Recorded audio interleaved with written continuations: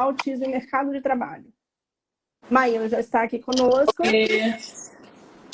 e vamos começar uma conversa muito importante, né, Maíla? Sim, muito importante. Para complementar nossa conversa, vamos chamar duas convidadas. Elizabeth, que já entrou aqui, e a Carla.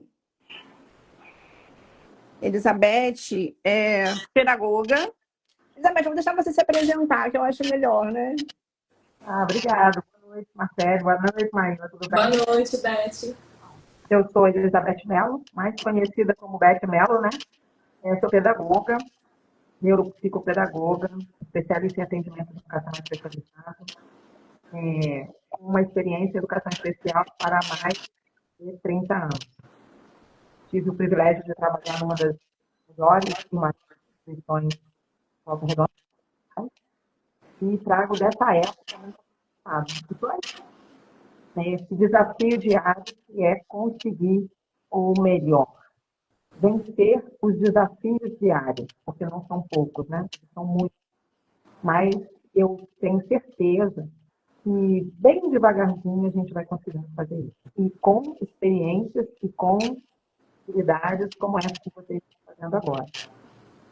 Conversar sobre assuntos que meiam esse trabalho, esse lugar muito ímpar na vida de cada um. Exatamente, Beth. Exatamente. Eu acho que, principalmente quando a gente fala de uma pessoa autista, quando ela vai crescendo, ela vai chegando à adolescência, à vida adulta, muitas emoções vão aparecendo, né? Nós, como pais, a preocupação, o medo, dúvida, a esperança. Muitas vezes, assim, por falta de informação, a gente fica muito perdido quando fala de mercado de trabalho, né? Como eu vou inserir meu filho no mercado de trabalho? Então, é para isso que a gente está aqui. Hoje, a gente não vai trazer resposta pronta, mas nós vamos conversar sobre as possibilidades reais. O que é possível e como fazer isso? Acho que falta ainda muito essa conversa aberta sobre a inserção dessas pessoas no mercado de trabalho. Né? Para dividir com a gente à noite, a gente vai chamar a Carla Moraes. Carlinha, tá por aí? Carla é psicóloga, como eu, contadora, e trabalha com RH. Trabalha aí na contratação em empresas e trabalha especificamente fazendo esse trabalho, né, nas empresas de inclusão dos adultos. Quem está acompanhando aí no chat, se quiser mandar pergunta, tá, gente? Já pode começar a mandar que a gente vai respondendo enquanto a Carlinha entra. Eu vou acompanhando o chat aqui, vou pegando as perguntas e vou passando, tá, gente? Mas então, para eu que você falou, né, do trabalho, eu já fico logo pensando. Eu sempre falo, todas as vezes que eu tenho a oportunidade de dizer, que o trabalho com pessoa com deficiência, ele passa por um processo. Nós sabemos das dificuldades que os pais da década de 90 passaram, que a década de 2000 passaram, que a década de 2010 passaram, nós já estamos aqui na década de 2020. E cada etapa, cada década dessa, contribuiu para que a gente chegasse nesse momento de hoje. Quando a gente fala de mercado de trabalho para pessoa com deficiência, e aí eu tenho a oportunidade de não só trabalhar na Secretaria de Educação, na parte de Educação Social, mas também trabalhar na assistência social com adultos com deficiência, é muito interessante que a gente só consegue ouvir um pouco sobre lei de cotas, né? Sobre lei de cotas na década de 2010. E a lei de cotas é uma lei antiga já, ela é de 91, ela tem 35 anos. Então, se a gente pensar bem, nessa época não se falava em PCD, nessa época não se pensava que uma pessoa com deficiência pudesse ter a oportunidade de entrar no mercado de trabalho. Então, isso fica bem. A Carla chegou aí. Chegou. Boa noite, Oi, Carla. tudo bem? Vocês estão me ouvindo? Carla, tudo jóia? Ai, que bom. Fico feliz de estar aqui com vocês. Que bom você estar aqui. A Beth está falando aqui do histórico, né, dessa coisa do mercado de trabalho.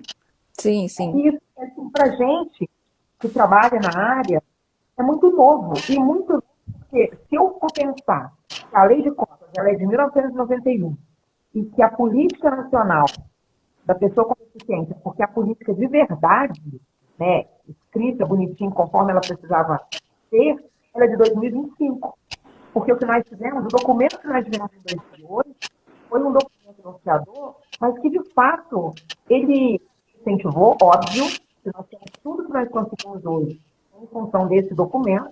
No entanto, saiu um documento solto que não teve resolução, que não teve portaria, que não teve nada que amparasse a garantia dessa pessoa estar na escola.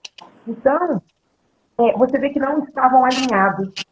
Então, muitas empresas foram multadas, que não tinham a cota, mas não houve nenhuma preparação à educação para que essas pessoas pudessem estar nesse lugar.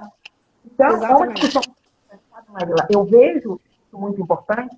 Já tive a oportunidade, inclusive, de conversar com pessoas que trabalham no Ministério do Trabalho, fazendo essa reflexão, porque se a política de educação ela não foi implementada naquela época, imaginava ter pessoas com deficiência, com alguma habilidade desenvolvida, mesmo que não estou falando de educação formal, eu estou falando de habilidade mesmo, né? Porque algumas profissões é habilidade, para o público perceber, mas é habilidade. A gente falava disso. Esse contraponto ele precisa ser desconstruído. As pessoas precisam parar de ter medo de colocar o PCD no trabalho. Ele é um profissional eficiente. Exatamente, Beth. E muito chega assim, né, para a gente poder pensar como o que a família pensa, né, quando pensa em mercado de trabalho. Aí eu vou jogar essa pergunta para quem está escutando a gente agora. O que te vem à cabeça quando você pensa no mercado de trabalho para a pessoa PCD, né, hoje no Brasil, diante disso que você inclusive falou? No consultório, a pergunta que chega para mim é: meu filho vai conseguir trabalhar? Quem vai estar com meu filho quando eu não estiver aqui? O que ele vai fazer depois que ele terminar o ensino fundamental? Isso é uma pergunta real que chega nos consultórios, né, pelas famílias. Sim. Maíla, fala um pouquinho da sua vivência de mãe. Aproveitando o gancho, como mãe, eu posso dizer que eu sempre tive esse pensamento, né? O que vai ser do meu filho quando eu não estiver mais aqui? Como ele vai se manter? Como ele vai se sustentar? O que eu posso fazer para que ele tenha uma atividade remunerada? Porque nós sabemos que não somos eternos. Então, enquanto estivermos com saúde, vamos estar com os nossos filhos, mas e na nossa falta? Porque é uma realidade cruel, mas ela existe. Quase ninguém quer ficar com uma pessoa PCD na falta dos pais. Então, se essa pessoa não souber minimamente como se manter, como sobreviver, ela vai sucumbir. Então, eu acho muito importante a gente pensar nisso, nós como famílias, parar para pensar nisso quando os nossos filhos são pequenos ainda. Quando chega o diagnóstico, você já tem que começar a entender quem é a sua criança, quais as potencialidades dela e como você já pode começar a atuar para que no futuro ela tenha condições de entrar no mercado de trabalho, ou se esse não for o caso, e como essa criança vai ficar, como essa pessoa vai ficar quando eu não estiver mais aqui, que tipo de suporte ela vai ter. Eu acho isso muito importante. Acho que a Beth pode complementar, Marcelo, desculpa. Isso é uma angústia muito real, né? E aí eu penso que assim, todos nós temos um pouco do que falar sobre isso. Eu como psicóloga, Beth na educação, né, Carla fazendo esse olhar da empresa, né, de como esse processo se dá hoje em dia, visto o que você falou, Beth. A inclusão, como a gente acredita que ela deve ser feita, ainda é um grande desafio, né? Então, assim, quais são os pequenos passos que no dia a dia a gente precisa orientar as nossas famílias a fazer? Porque, na verdade, quando a gente fala de mercado de trabalho, a gente não pode pensar nisso no final do ensino fundamental ou no ensino médio. A gente tem que pensar nisso lá no início do desenvolvimento, quando a gente começa a estimulação precoce, né, com aquela criança, para que a gente trabalhe dia a dia, para que ela tenha autonomia e independência dentro de qual seja o suporte, porque a gente vai ter processos diferentes para suportes diferentes, né, para que ela, então, tenha condição de exercer uma atividade laborativa. Exatamente. Eu falo alguma coisa que é muito importante. sobre pensar o que vai ser no futuro. E o futuro é hoje, né? Porque, né, às vezes a gente não vai conseguir chegar no futuro. O futuro é hoje. E ser responsável por uma pessoa com deficiência não nos dá a verdadeira dimensão do que significa isso. Porque, enquanto família, você precisa pensar naquele sujeito que vai ter um desenvolvimento. E você cria dentro da sua imaginação o que você gostaria que fosse. Mas nem sempre ele vai conseguir chegar nesse lugar que a gente imagina.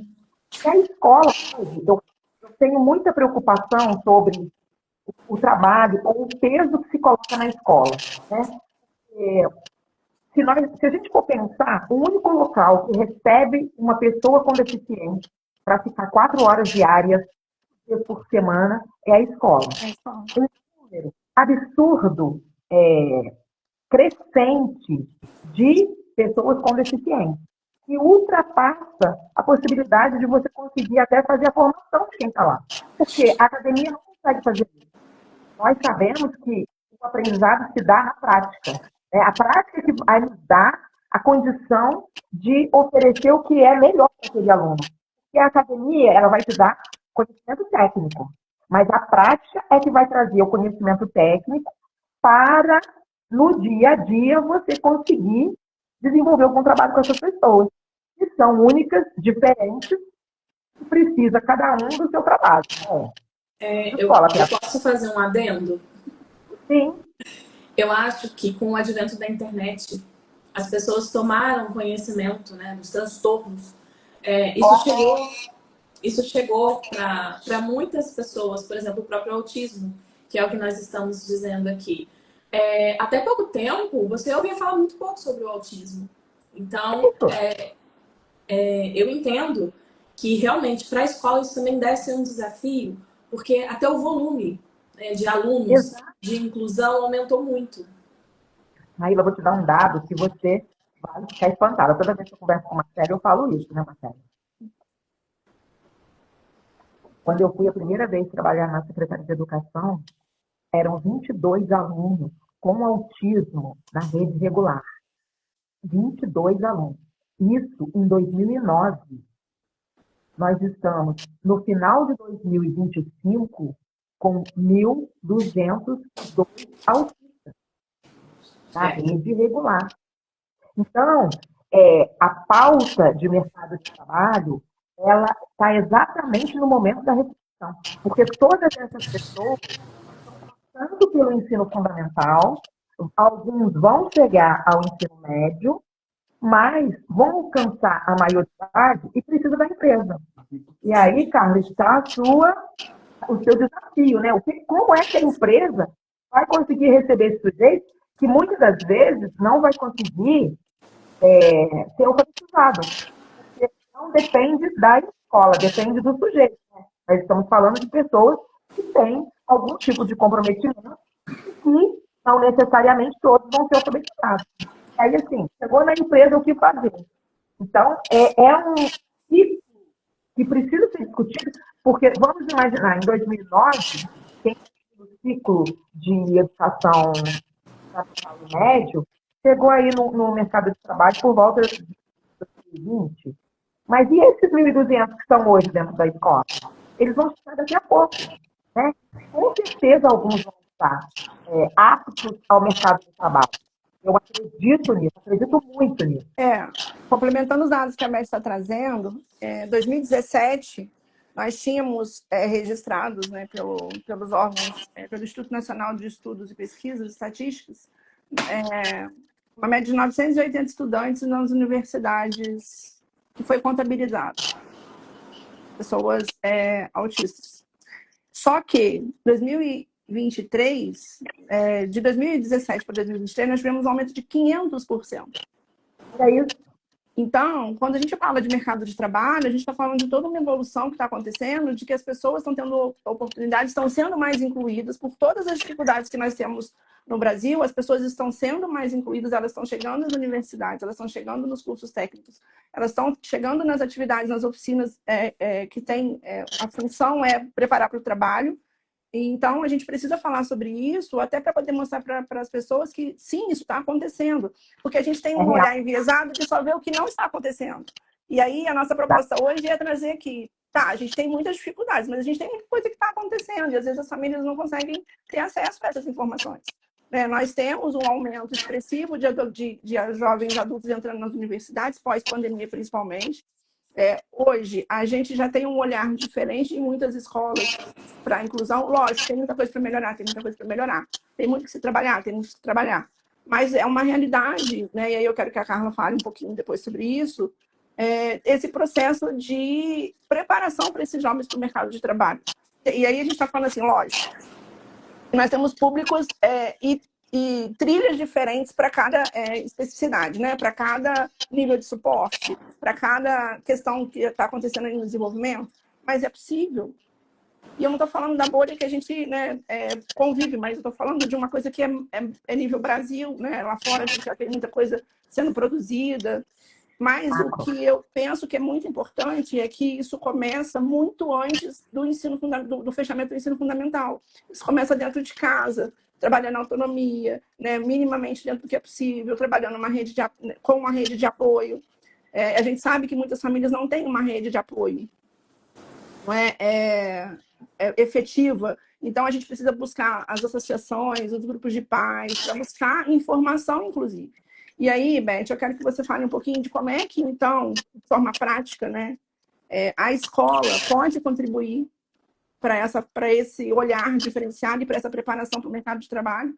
Eu quero que você fale um pouquinho da sua experiência com esse processo de inclusão no trabalho, assim, pelo viés da educação, né?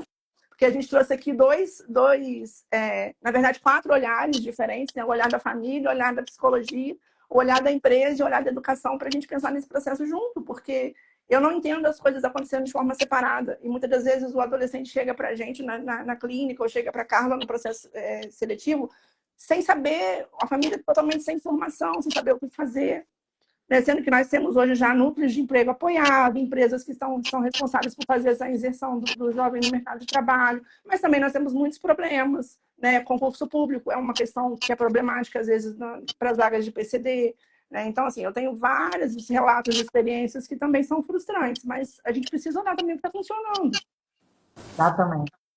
O que eu penso? Eu penso que a escola realmente, quando vocês falam que a possibilidade do trabalho para essa pessoa começa em casa, realmente. Nós tivemos, na minha experiência, para encaminhar pessoas para o mercado de trabalho, no centro de onde eu coordeno, há pelo menos anos atrás, era o medo dessa família de deixar esse filho ir. Né? Mas eu vou deixar? Como que vai? Então, assim, e eu estou falando de 10 anos atrás, essa pessoa já era adulta. Então, quer dizer, ela não teve a possibilidade da escola, da escolaridade, como hoje nós já temos, bem orientado, bem organizado. Penso que a escola precisa sim para essa criança, além da escolaridade, o desenvolvimento da autonomia e independência, que Maria falou perfeitamente. Né? A independência e a autonomia, a iniciativa desse sujeito de se comportar. Então, a escola não vai ter 100% só a obrigação de aprender a ler e escrever. Né? É a oportunidade de você trocar com seus pares, de você aprender a se relacionar, né? A perder, inclusive. Porque nós sabemos que a cultura do PCD, muitas das vezes, é a família tutelando muito, cuidando muito, e que não está errado, está certo. No entanto, nós precisamos preparar essa pessoa para a vida, que não seja só no âmbito familiar, mas no âmbito social e no âmbito do trabalho. Eu acho que a escola vem exatamente para auxiliar o desenvolvimento dessas habilidades. Habilidades que serão para a vida, né? Para a vida diária, para a vida do trabalho. Então, vem por isso. Se eu não conseguir alcançar, e eu pretendo, e eu gostaria muito que alcançasse, mas eu fico muito, e eu falo isso com todas as pessoas que eu tenho oportunidade de falar, a nossa possibilidade de trabalho precisa ser para o desenvolvimento dessa pessoa. Aí, todas as áreas. Sensacional, né? Abre-se um leque. E nós tivemos um tempo atrás, conseguia o BPC, que era o benefício que trazia alguma estabilidade financeira para essa família, havia uma acomodação também do familiar. Ah, mas ele já tem o salário dele, mas isso não é um salário. Né? Isso é um benefício que, dependendo de como essa família se comporta no meio financeiro, inclusive, porque depende da per capita, pode perder. Então, naquela época, houve um conhecimento. Então, a escola vai ajudar no desenvolvimento não só acadêmico, mas principalmente no desenvolvimento dessa pessoa enquanto ser humano, na questão de autonomia, de independência, das relações interpessoais, que é o grande desafio, principalmente para o autista. Nós sabemos disso. Eu falei hoje numa reunião de escola, alguém comentando que uma criança está ficando muito desregulada no trabalho, nas atividades, e eu falei, talvez seja uma inadequação da nossa proposta de trabalho. Porque ele reconhece isso, inclusive. Se ele está acostumado com uma proposta de trabalho mais aguerrida, no momento que você diminui um pouquinho, aquilo também desregula. Então, nós precisamos entender isso e passar isso para a família, porque a família precisa entender que funcionamento é esse do sujeito. Como que eu consigo oferecer uma possibilidade de desenvolvimento? Se você percebe que o sujeito quer mais, ele quer mais. Pouco para ele desregula. Então, isso é muito importante. Porque essa pessoa, de repente, vai ser um funcional que pode ir no mercado de trabalho e se dá muito bem.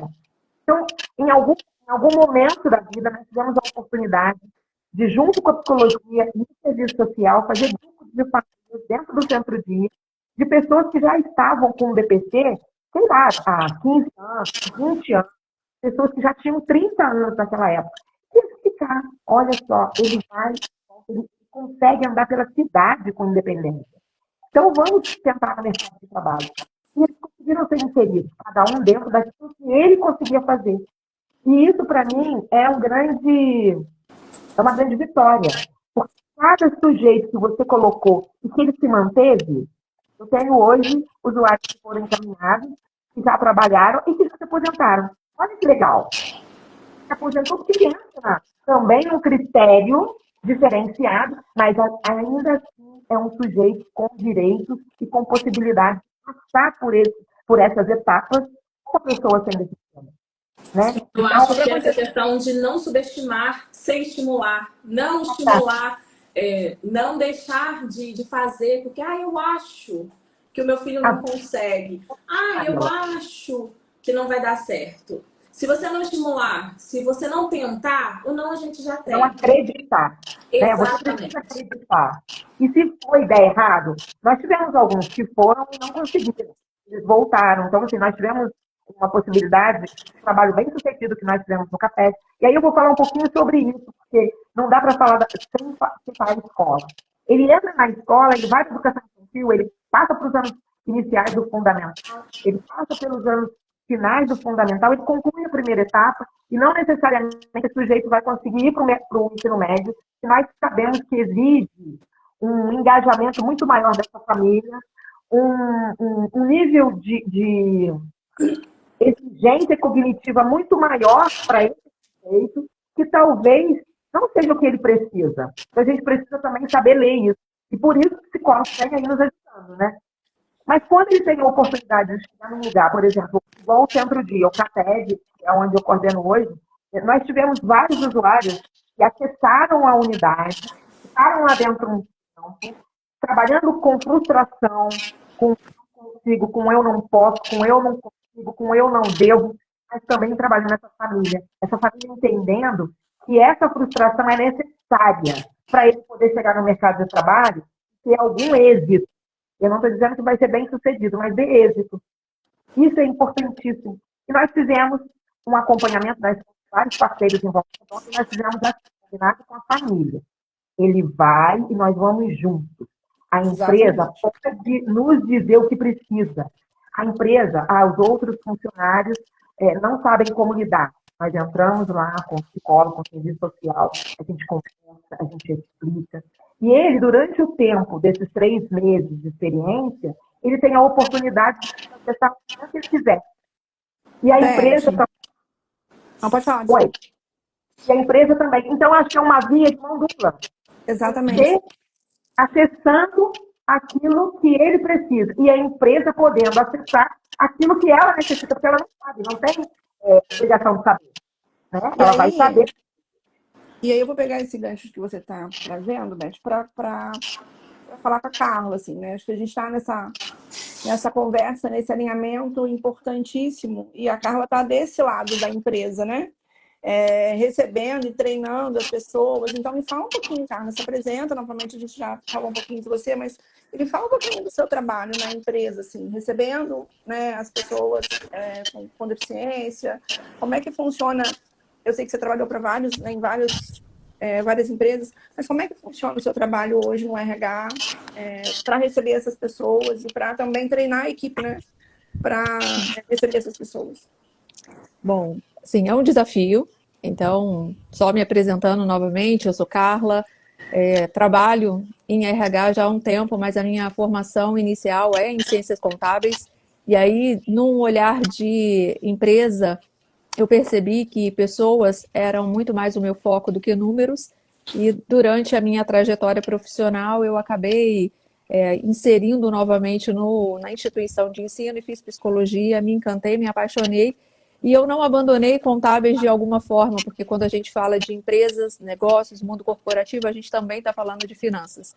Então, foi uma parceria muito perfeita, essas duas formações, é o que me sustenta hoje nas atividades que eu trago como proposta, porque a gente sempre entende a viabilidade financeira para a implementação de um novo projeto, para a implementação de uma nova ação, para temáticas que são extremamente importantes. Então, eu trabalho em RH, na empresa que eu estou hoje, eu estou há 17 anos, muito porque eu acredito, porque os meus valores coincidem e estão alinhados com o que é o valor da empresa, que são práticas que a gente vivencia e experimenta a todo momento.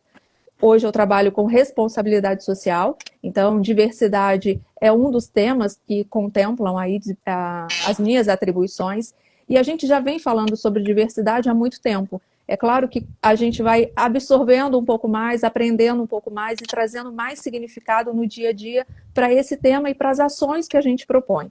Então, num primeiro momento, a gente abraçou uma instituição que é muito perto da nossa unidade, que é a PAI, e a gente começou esse processo de experiência não só em autonomia para os assistidos pela PAI, mas também contratamos 2 assistidos da PAI com deficiência mental para fazer parte do nosso quadro de funcionários. Então, essa experiência começou lá atrás, há 15 anos atrás, em que a gente não ouvia se falar tanto de diversidade como a gente ouve hoje.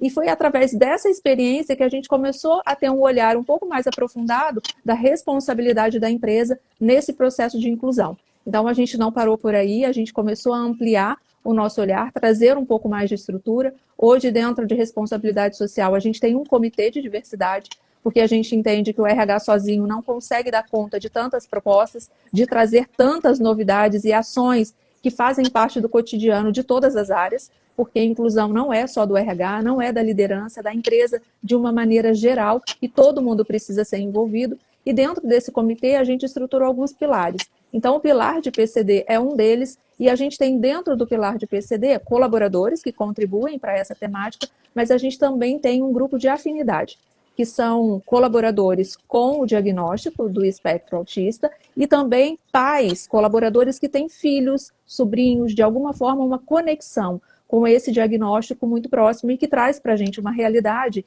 e um olhar de contribuição. O que a gente pode fazer enquanto empresa para facilitar esse processo de inserção dessas pessoas no mercado de trabalho? Então, parte do que a gente faz está dentro da empresa, com rodas de conversa, com bate-papo, de convite a profissionais da área para ir até a nossa unidade, para conversar um pouco mais, não só com esse grupo de afinidade, mas com todos os colaboradores, e a gente traz uma perspectiva de estimular o autoconhecimento, não só da família, mas também dessa pessoa, desse indivíduo que traz um diagnóstico, mas que não traz junto com isso limitações. Muito pelo contrário. Quando eu conheço quais são as minhas principais habilidades, as capacidades que eu tenho, as minhas afinidades com relação ao mundo de uma maneira geral, a gente consegue facilitar a inserção dessas pessoas no ambiente. Então, amanhã a gente tem uma roda de conversa para falar exatamente sobre isso, encerrando o mês, quais são os desafios e oportunidades desse autista dentro do ambiente de trabalho. E a gente vai ter um relato de uma colaboradora com diagnóstico tardio, porque a gente está falando de crianças que descobrem muito cedo, de uma maneira fácil até de adaptar o entendimento das dificuldades e de algumas características que hoje a gente fala muito abertamente, mas que no passado a gente tinha uma resistência e até falta, às vezes, de direcionamento para saber o que está acontecendo comigo. Então, esse é um pouco do olhar que a gente faz e do apoio que a gente traz para as instituições parceiras, para que nos tragam conhecimento de como lidar com essas pessoas no dia a dia. Então, quando a Beth falou de gatilhos que geram, que impactam diretamente essas pessoas, como eu lido num ambiente de trabalho com a autorregulação desse autista? Como eu percebo as características de uma maneira natural e que eu consiga respeitar a particularidade dessa pessoa para que naquele momento ele consiga entender que esses gestos, que para a gente pode ser muito diferente, para ele é necessário para que ele consiga se centrar novamente para poder realizar e retomar as atividades dele no trabalho. Então, quanto mais informação, transparência e segurança a gente tem no ambiente de trabalho, mais fácil é a adaptação dessas pessoas lá. E quando a gente fala de inclusão, a gente também desperta para esses colaboradores, porque a gente já teve outros autistas no nosso quadro que hoje não fazem mais parte, porque através da nossa oficina, através do nosso cuidado, do nosso plantão emocional, a gente conseguiu despertar o olhar dele para onde ele queria estar. Então, um dos nossos colaboradores é um escritor, ele escrevia para ele. E ele conseguiu, através desse trabalho de incentivo, de protagonismo e colaboração, sair da empresa e buscar o sonho dele. Hoje ele é o escritor já com um livro publicado. Então, o quanto para a gente isso é bacana, porque a gente mostra que é possível. Claro que a gente encontra muitas barreiras, que a gente sabe que pode não ser fácil, mas o quanto a gente está disposto a compartilhar, a acolher e fazer a inclusão acontecer. Então, a gente traz esse apoio para funcionários, para a comunidade de maneira geral. Então, a gente também tem voluntariado que atua em parceria com as instituições. A gente tem colaboradores nossos que atuam em oficinas de musicalização para poder fazer com que a integração dessas crianças com o diagnóstico ele seja facilitado através do processo da música, do lúdico, e o quanto isso é encantador, porque a gente participa junto com eles em vários momentos do ano e a gente consegue perceber a evolução dessas crianças. E a gente também tem escolinha de judô, de futebol, para que essas pessoas, através da música, do esporte, consigam entender que ela pode fazer parte de uma maneira geral em qualquer lugar que ela queira, à medida que ela se sente acolhida. Então, o trabalho que a gente faz não é só na inserção ao ambiente de trabalho. A gente cuida também da comunidade para gerar oportunidades para que essas crianças se sintam acolhidas em outros ambientes. Então, a gente tem de qualquer coisa, desculpa, pode concluir. Não, sem problemas. A gente tem um exemplo de um filho de um colaborador que foi da nossa escolinha de futsal. Ele entrou na nossa unidade como aprendiz. A gente teve todo um cuidado no processo seletivo dele, porque ele fez uma prova para poder passar nesse processo, para concorrer. Ele passou, ficou com a gente por 2 anos e hoje ele é um jogador de futebol num time aqui da região. Então, a gente começou a mostrar que existem outras possibilidades. E essas possibilidades, elas começam a ter mais sentido a partir do momento que ele olha para si e a família olha para essa criança, para esse adolescente, para esse jovem adulto, com um olhar de é possível. Então, exatamente, quando você fala que a gente tem todo um esforço, tem desafios, tem muitos obstáculos, mas quando a gente tem uma rede de apoio, quando a gente tem a comunidade, quando a gente tem as empresas locais que facilitam esse processo, a inclusão realmente acontece e a gente vê-los brilhar onde eles queiram estar. O Hugo está aqui dizendo, né? O trabalho coletivo, sensacional. E é sensacional mesmo. Eu acho que essa visão da comunidade, Carla, ela traz essa questão do pertencimento, né? Então, assim, não é só empregar a pessoa autista, mas é também olhar para o filho do funcionário que talvez está... E que essa família, às vezes, não tem uma rede de apoio externa e ela vai encontrar rede de apoio no local do trabalho do pai. Olha que coisa sensacional, né? E disruptiva, inovadora, porque é olhar para essa comunidade de uma forma muito mais ampla e não olhar o que falta, e sim a possibilidade, o que é possível, né? E eu sei que a gente está aqui, a gente compartilha esses olhares, porque a Beth tem esse olhar e a gente às vezes trabalha junto em algumas situações, fazendo esse processo de apoio, né, a esse emprego, a essa busca do mercado de trabalho. E como isso é importante. Nós estamos aqui, né, representando família, né, com Maíla, eu na clínica, Beth na educação e você na empresa. E como é possível, né? Isso é totalmente possível de acontecer. E a gente está trazendo coisas que são reais, que acontecem, que estão acontecendo, né? Nós estamos falando de vida real, não é de coisas que a gente deseja, né? Olha a contribuição. Olha a contribuição. Só pegar um gancho na fala da Carla, olha que contribuição Porque nós sabemos que chegar num diagnóstico de autismo, principalmente nível 1, né, de suporte, em que a pessoa é muito funcional no passado, e passou batido. Às vezes foi só aquele enjoado, aquele emburrado, e não necessariamente foi identificado como autismo. E hoje, quando a gente, numa empresa, recebe uma pessoa, a pessoa começa a se identificar.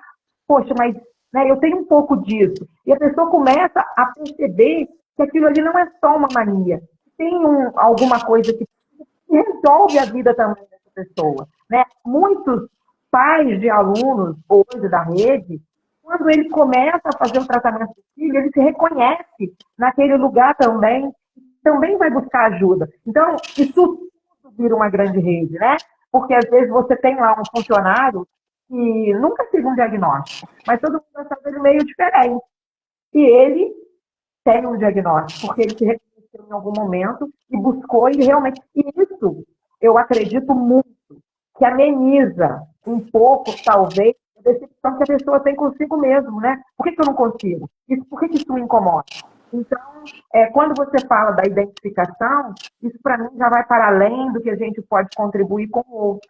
Quais de nós que teve a oportunidade de lá no ensino fundamental estudar com uma pessoa com deficiência? Nós não tivemos essa oportunidade.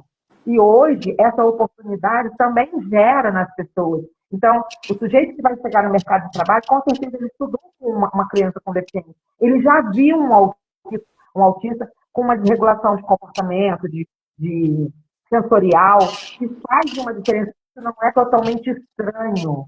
Hoje, quando você entra no shopping, que você vê uma pessoa nessa situação, uma criança nessa situação, não chama tanto atenção mais, porque as pessoas começam a entender que isso vai acontecer, cada vez mais vai acontecer, e isso não tem que chamar atenção, faz parte dessa sociedade diversa que nós fazemos parte. E assim, não tem... Eu brinco que é igual é igual a história das IAs, não tem volta mais. A gente precisa entender que esse é o processo. E aí, Carla, eu vou trazer uma pergunta que talvez seja de muita família que está aqui ou que vai assistir essa live em outro momento. Na prática, quando eu tenho uma pessoa, vamos pensar num autista adulto, com uma desregulação sensorial, ou que trabalha num ambiente muito ruidoso, com muitas pessoas, na sua prática, como é tratado essa situação no ambiente? Há algum preparo, algum trabalho, alguma organização no ambiente para que essa pessoa se sinta um pouco mais confortável? Pensa-se sobre esse processo? Porque a gente sabe, e eu tenho essa vivência de consultório, que muitos adultos não conseguem permanecer nos seus trabalhos, inclusive por conta disso.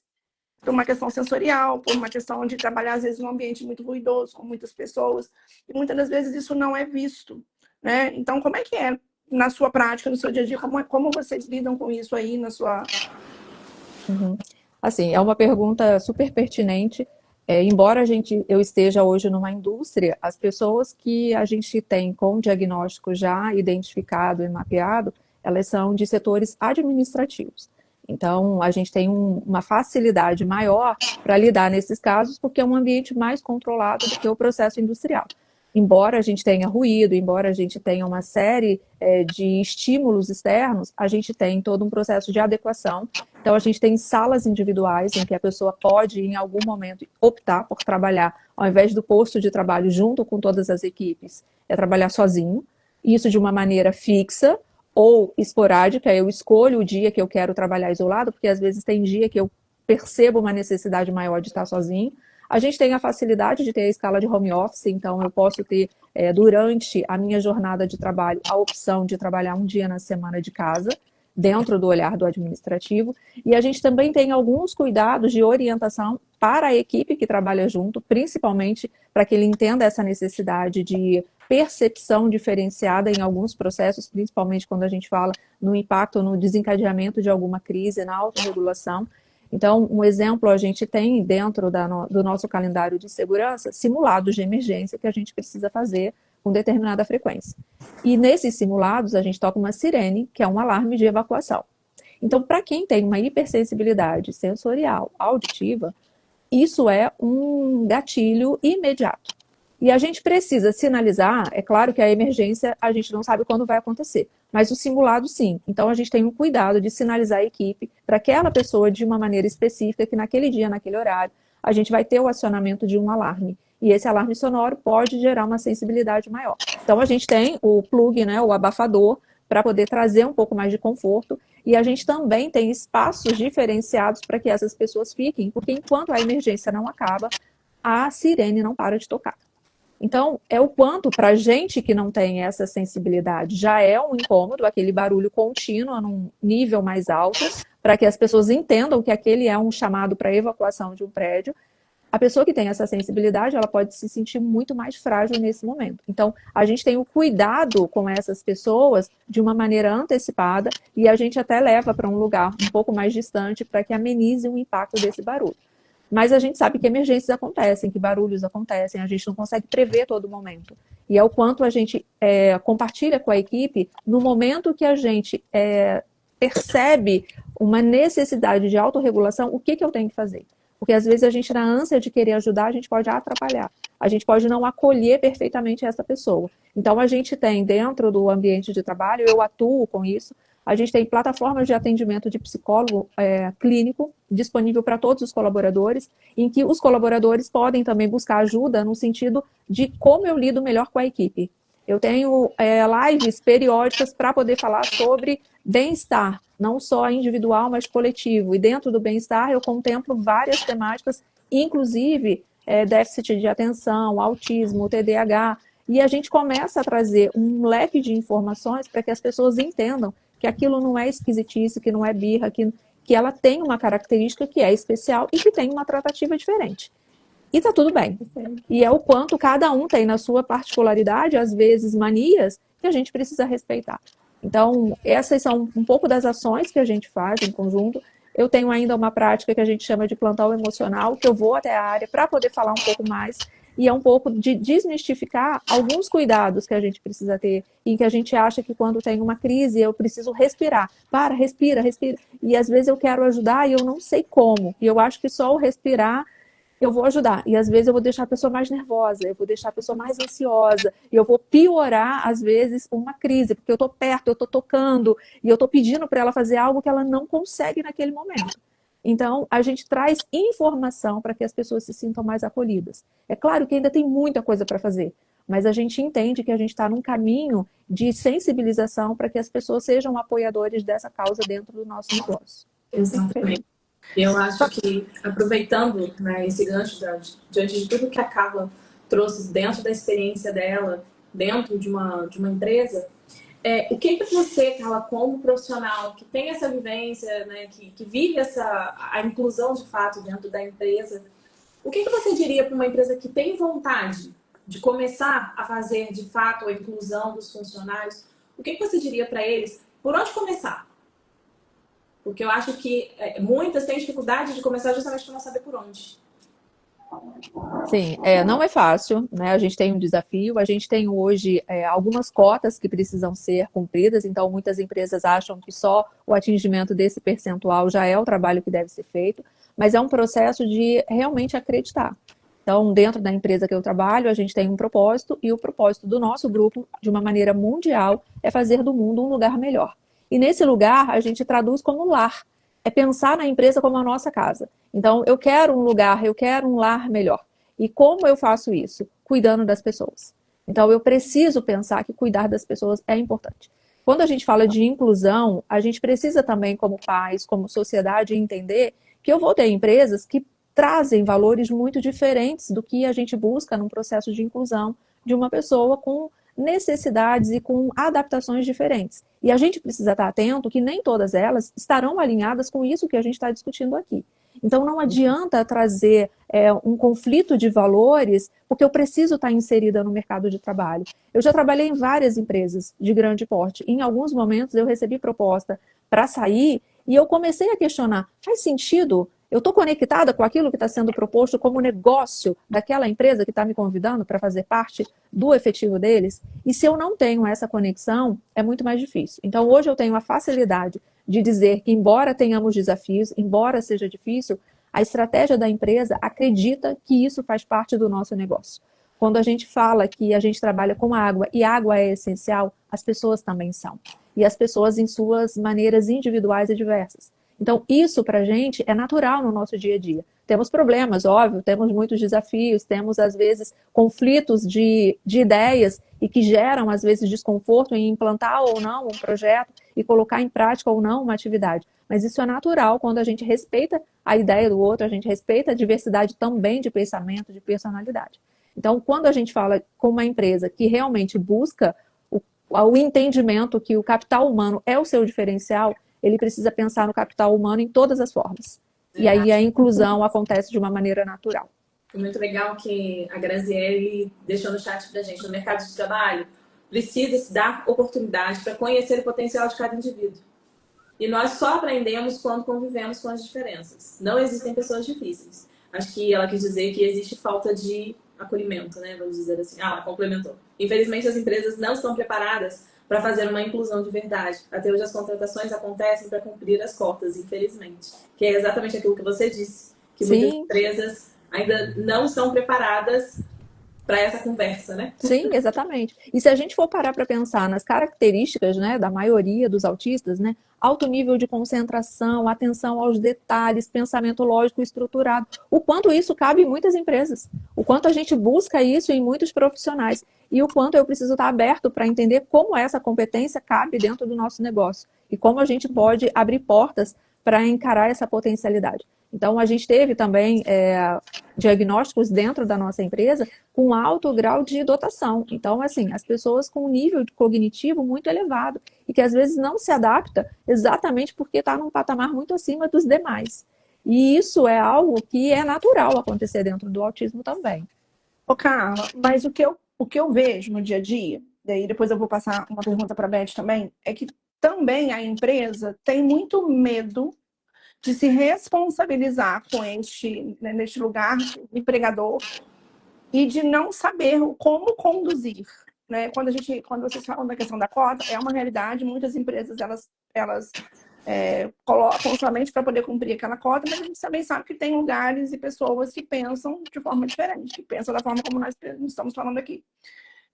Mas o que eu vejo é isso, muitas das vezes, do mesmo jeito que a família tem o medo de soltar essa pessoa e dar maior independência e autonomia para ela, e eu te falo de um lugar assim, que já vivi situações de pessoas que foram aposentadas por invalidez sem serem pessoas, tendo a condição de serem pessoas produtivas e que podem contribuir para a sociedade de uma forma brilhante, por medo de justamente essa pessoa ficar desamparada na falta do genitor, entendeu?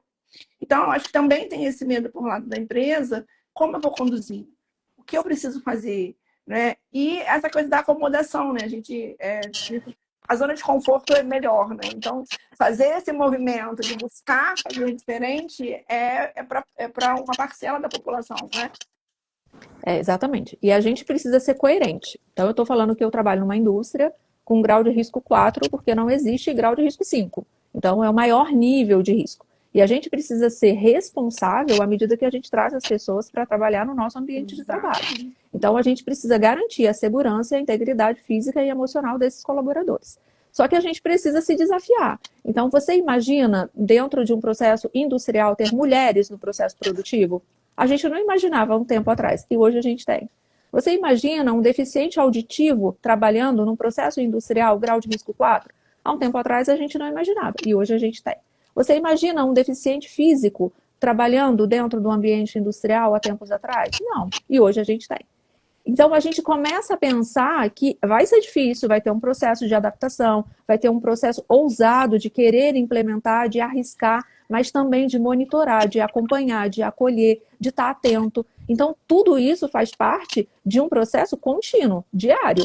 Eu não posso trazer a inclusão num processo apenas de contratação e esqueci a pessoa lá dentro e não acompanho mais. Eu preciso ter um entendimento do que precisa fazer para ele se desenvolver, do que a gente precisa fazer para melhorar a estrutura e as condições de trabalho. E aí esse um olhar não é só para aquela pessoa que precisa de uma necessidade especial, é para todos os colaboradores.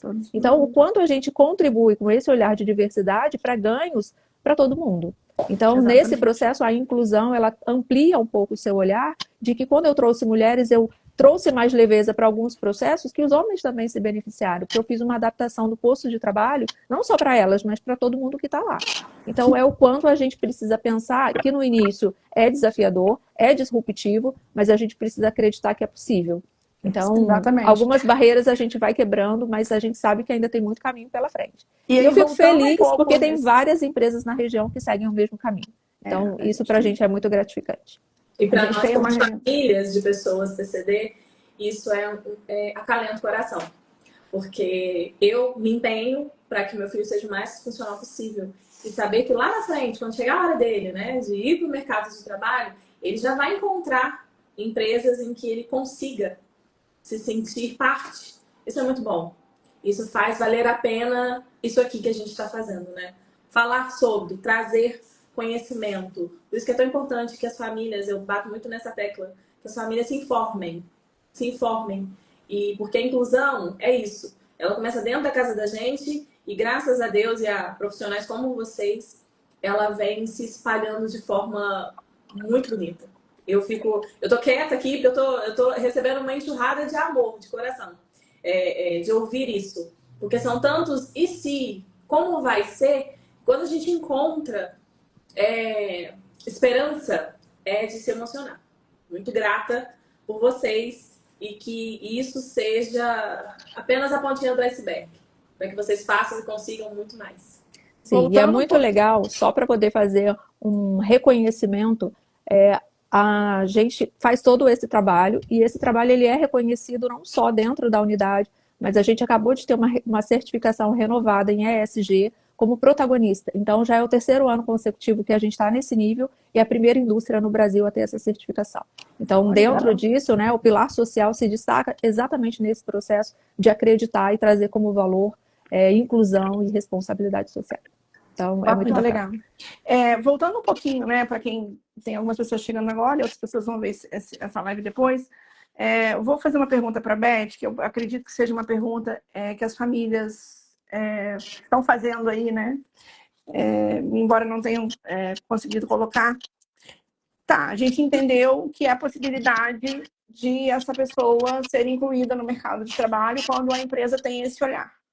Mas, no final do ensino fundamental, até essa pessoa fazer lá seus 18 anos e começar a pensar em alguma atividade laborativa, né? E como eu disse, a gente está falando de várias possibilidades no autismo, mas a gente também tem que pensar das outras pessoas que estão dentro da categoria de PCDs, né?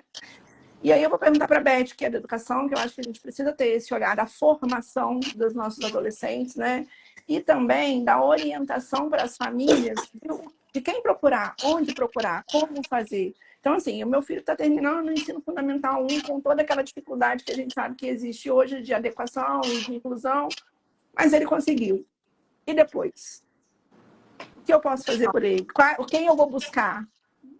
A Carla deu uma aula para gente, né? Eu fico orgulhosa de ouvir, ela falou muito bem, eu fico orgulhosa de saber que nós temos dentro do nosso município uma empresa com tamanha responsabilidade.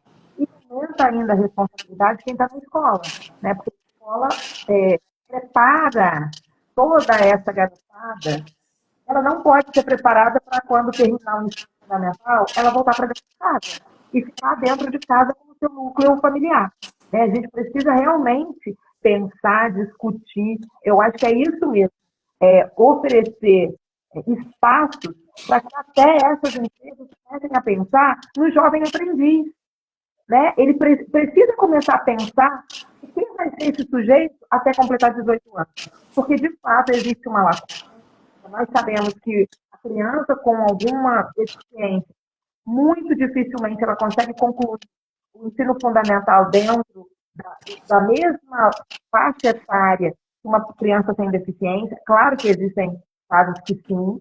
A gente precisa preparar essas famílias para também estar continuando com esse processo de educação no ensino médio, porque é importante que ele não perca essa rotina de estar frequentando um espaço, de estar fazendo as trocas com pessoas diferentes do seu núcleo familiar, mas também abrindo esse diálogo com as empresas. Né? Eu acho que existe a necessidade, porque hoje nós não pensamos ainda em criar espaços para o jovem aprendiz perceber. que precisa ser discutido exatamente com a empresa. O que eu posso oferecer para esse sujeito para também, inclusive, medir se ele conseguirá lidar com a exigência do trabalho formal quando adulto. Porque senão, ele pode muito bem ir no centro-dia, né? O centro-dia está lá aberto, para ele conseguir desenvolver outras habilidades que não esteja dentro do mercado de trabalho.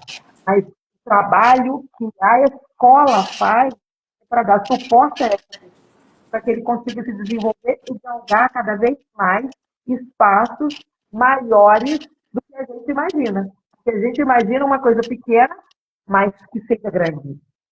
Então, eu penso que a educação precisa se aproximar. E, assim, eu faço as minhas palavras, as palavras da Camila. Escutar você falar tudo que você falou, a gente uma satisfação de que tudo que a gente está fazendo na escola vai ter um procedimento quando ele chegar, tem um objetivo, ele vai conseguir colher isso tudo quando ele for inserido no mercado de trabalho, seja para que não for, porque nós não vamos lá porque é uma empresa, aí, sabe que é um mercado, todo valor a qualquer função, né? Nós sabemos disso porque a nossa sociedade é diversa. Então, eu penso isso, sabe, Marcelo, hoje, então, para mim está sendo um divisor de águas, porque a gente precisa pensar, a gente precisa conversar sobre isso, conversar sobre que possibilidade que nós podemos oferecer para um jovem que está terminando o ensino fundamental aí com 15, 16 anos, porque teremos essa lacuna, mas temos a possibilidade de que um jovem aprendiz.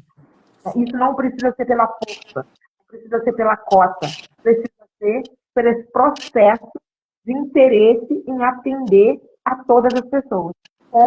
E de quebra de medo também, né? Porque existe um medo da família de deixar essa pessoa, ou de confiar que essa pessoa vai ser acolhida nesse espaço, então de deixar essa pessoa aí, esse jovem, esse adolescente. Existe o medo da empresa de acolher essa pessoa e do saber fazer adequadamente, né? Lógico que tem empresas também que não têm perfil para esse tipo de questão, e aí a gente entende também, embora deveria buscar, né, ter perfil, é o que a gente está falando, mas a gente está traçando um caminho, eu acredito, de conscientização mundial, né? Quando a gente fala sobre isso, quando a gente traz esse tema, de abrir espaços, né? E de abrir possibilidades para outros empregadores, até menores, né? Terem a coragem de ter esse pensamento disruptivo, né? De buscar informação, então, nos órgãos que dão apoio ali ao pequeno empreendedor, para que ele consiga fazer abrir esse espaço para esse adolescente, para esse jovem, começar o mercado de trabalho de forma digna, se ele tem, né, condição. E aí eu volto um pouco ainda atrás, falando da família, assim, o quanto a família precisa também entender que essa autonomia, essa independência, a gente trabalha desde sempre, desde da intervenção precoce, né? E que não é a cargo somente da equipe terapêutica, né? E em casa, nas atividades diárias de casa, né? Quando a gente tem essa parceria família e trabalho, é possível estimular essa criança desde sempre para trabalhar o dia a dia, as tarefas diárias, a consciência. Então, assim, a gente começa lá atrás, mas isso é uma questão, Beth, que eu vejo que acontece não só com a pessoa autista, isso acontece com o jovem hoje em dia. Muitas vezes o jovem chega no atendimento psicológico na adolescência, querendo fazer um teste vocacional, sem ter a mínima noção do que ele vai fazer da vida e sem ter, assim, nenhuma autonomia, nenhuma eu brinco assim, né? Às vezes não sabe lavar um copo e não sabe o que fazer da vida. E ele vai para a orientação vocacional totalmente perdido. E isso deveria ser trabalhado muito antes dele estar nas portas do Enem. Isso deveria ser trabalhado lá no final do ensino fundamental, vindo construindo isso, para que ele chegue no ensino médio, já tendo uma consciência do que ele precisa fazer. Inclusive, Marcelo, porque com o Enem agora, eles estão precisando escolher muito prematuramente. Muito prematuramente. Eles ainda não têm maturidade para pensar aos 16, 17 anos o que eu quero para mim. Nós sabemos dessa vida, né? Exatamente. Então, assim, quando você fala que a família é a mola responsável por isso tudo estar certo, com certeza. Porque não pode ser uma atribuição só da escola, nem só do terapeuta. precisa ter a família puxando esse carro, porque nós estamos gerando profissionais, pessoas que vão para a vida. Ele não vai ficar eternamente na escola. Nós não acreditamos que seja necessário ele ficar eternamente na terapia. Né? A ideia é que ele realmente se desenvolva. Em algum momento, tudo vai diminuir, nós sabemos disso. Até porque não existe quem suporte a vida toda, ou a escola, ou a terapia. Ele vai precisar de outros espaços. Então, vai manter um esporte, vai manter uma sociedade, mas também vai precisar desse amadurecimento nesse processo aí, junto com a família. Exatamente, exatamente. Bom, meninas, eu estou muito feliz. Acho que a gente atingiu o nosso primeiro objetivo falando desse tema. Não vai ser o primeiro momento que nós vamos falar, não vai ser assim, o único momento que nós vamos falar sobre isso. Nós vamos trazer esse tema novamente. Acho que a gente conversando aqui quando foi montar a live, eu e a Maíla, as pessoas em tantas coisas que a gente precisa falar e trazer com cuidado, com respeito, com ética, né? Mas que são assuntos necessários e a proposta, né, do que ninguém te conta é exatamente a gente tocar nesses assuntos que a gente sabe que não são tratados e que muitas vezes as famílias não têm informação e não sabem quem procurar, né? Então, que bom que vocês puderam participar. Eu fico muito feliz, né, da gente conseguir unir aí esses quatro saberes, né, para poder ajudar outras famílias, né, mostrar exemplos de coisas que dão certo, mostrar possibilidades reais, né, contextualizando um pouquinho, né, a Beth falou muito do centro-dia, e como eu já fui visitar, né, o centro-dia, e como é maravilhoso o trabalho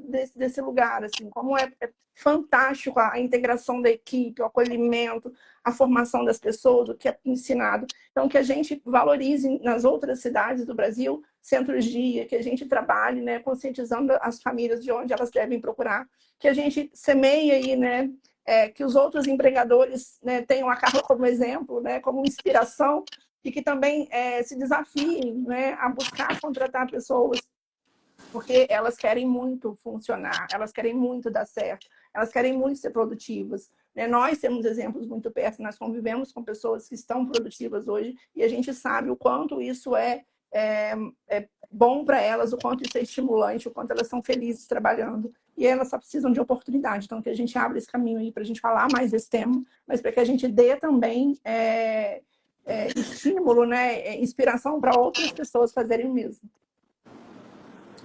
Exato. A Luciane falou aqui, ó, Carla, estou trabalhando como agente de apoio de inclusão no Senai e acompanho uma aluna no curso de solda. Ela é muito dedicada, gentil e educada. Seu lado até é nível 1 de suporte. E aí a gente tem nível 1, nível 2, como eu disse. Assim, às vezes eu fico muito triste quando eu vejo uma pessoa que eu vejo que tem potencial para estar produzindo, para estar contribuindo com a sociedade, para de alguma forma interditada porque a família teve medo, né? Exatamente. Para complementar, né, gente? Muito bom saber que existem empresas que focam na inclusão. E além da Carla, que está aqui representando maravilhosamente bem a empresa dela, a gente tem um relato de uma outra empresa aqui da nossa região também, que faz um trabalho muito bonito. Eu gostaria de ler para vocês, rapidamente aqui, para que você veja, Carla, que realmente, né, as coisas vêm melhorando, vêm mudando. Vou ler. Inclusão na prática, desafios reais, caminhos possíveis. Primeiramente, mais do que cumprir uma obrigação legal, a empresa acredita que inclusão é sobre respeito, oportunidade e principalmente pertencimento. Hoje trabalhamos a inclusão de forma prática, atendendo a comunidade e também com parcerias importantes com instituições como a PAI e Pestalozzi, que nos ajudam a orientar, desenvolver e também identificar talentos. Além disso, também avaliamos candidatos reabilitados pelo INSS, dando novas oportunidades para quem está retornando ao mercado de trabalho. Entendemos que cada pessoa é única. Por isso, buscamos adaptar funções e rotinas de trabalho quando necessário. E, principalmente, trabalhar o lado humano das equipes, orientando nossos colaboradores sobre respeito, empatia e convivência.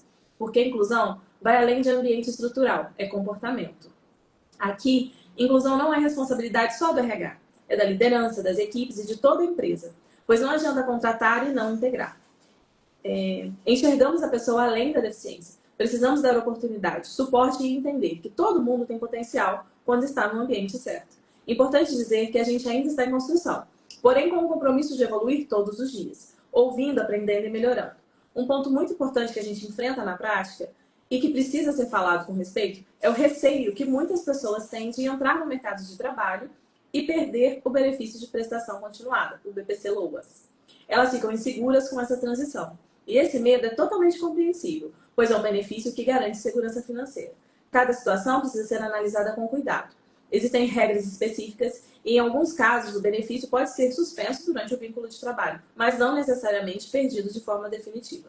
É fundamental buscar informação diretamente com os órgãos responsáveis, como o INSS ou com a assistência social do município. O nosso papel é orientar, acolher e oferecer a oportunidade, mas sempre com transparência. Então, se você é uma pessoa com deficiência e está buscando uma oportunidade, perdão. É o finalzinho da carta aqui, a gente não vai citar nomes para não expor. Mas é um exemplo que a gente achou muito, muito legal também. E é aqui da nossa região. Exatamente. Bacana demais. Mas que isso sirva, né, de exemplo para outras regiões, outros municípios, e que a gente consiga e que as pessoas tenham essa visão diferente, corajosa. A gente sabe que exige que se saia da zona de conforto, mas que é possível, né? Eu falei que quando a gente abordou esse tema, a gente queria trazer não só o que falta, mas o que é possível, porque eu acho que a família da pessoa com deficiência, ela já está muito condicionada ao não pode, não dá, né? E a gente tem que mostrar o que é possível, né? E que é possível e é real, né? Porque está acontecendo. É o que a Beth falou, o futuro a gente faz agora, né? E essas pessoas estão fazendo agora, né? E isso é muito importante a gente dizer. Meninas, eu quero agradecer demais vocês, assim, estou muito feliz. Nosso próximo encontro, né, na próxima quarta-feira, nós vamos continuar falando desse tema, mas com pessoas que têm o seu lugar de fala.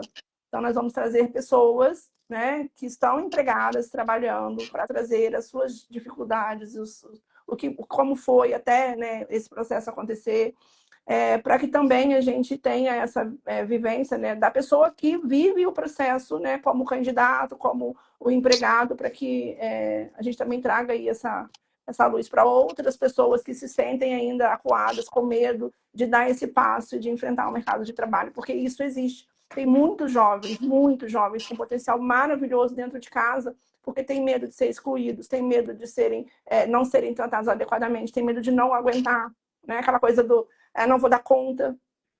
Então, a nossa proposta é essa, né? O que ninguém te conta é trazer situações de vida real, mas que não estão tão claras assim para as pessoas. A Grazi falou assim, precisamos de mais pessoas dispostas a fazer a inclusão de verdade, que esses exemplos de vocês possam inspirar mais pessoas e empresas. E é isso, gente. Muito obrigada, boa noite. Boa noite, meninas, foi um prazer. Esperamos vocês em breve novamente aqui, né, Marcele? Sim. Obrigada pelo convite, foi ótimo participar com vocês. Prazer, Carla. Obrigada, e que a gente possa se encontrar mais vezes. E eu já fico aqui na expectativa do próximo, só que dessa vez como ouvinte, né? Então, fico muito feliz pelo convite, viu? Obrigada. Obrigada, Carlinha. E nos encontre na próxima quarta-feira, 8h15, no Que Ninguém Te Conta, agora no YouTube. Isso. Tá joia. Tchau, gente. Um abraço. Tchau.